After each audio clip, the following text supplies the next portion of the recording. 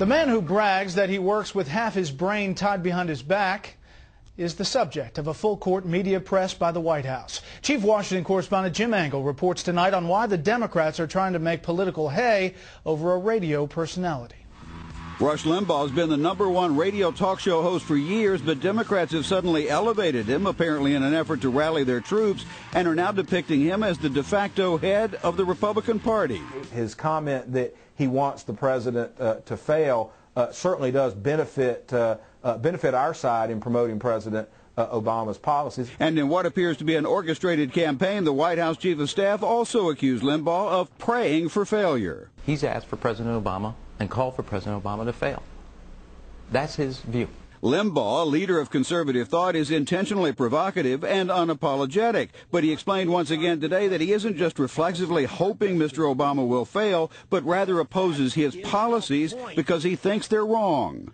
Obama's policies are not destined to cause a private sector economic recovery. And he made the same point at the Conservative Political Action Conference over the weekend. You can't say, Mr. Limbaugh, that you want the president to fail, because that's like saying you want the country to fail. No, it's the opposite. I want the country to survive. I want the country to succeed.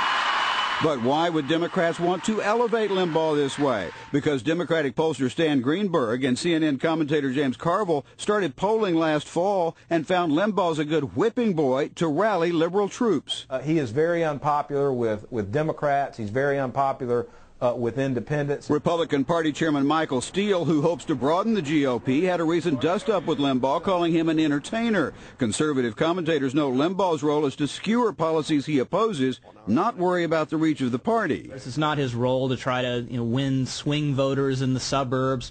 So, of course, he polls much better among conservatives and the conservative base than he does among independents and moderates. But Republicans point to a number of public opinion polls showing President Obama is far more popular personally than his policies are, and argue Democrats are simply looking for a diversion. This is nothing more than a distraction created by the administration to take people's attention away from the fact that they're trying to raise taxes and grow the size of government. The reason why you see Democrats trying to change the subject and talk about Rush Limbaugh or other issues is because they know when the American people focus on their tax and spend agenda, they're going to know that's no pathway to prosperity.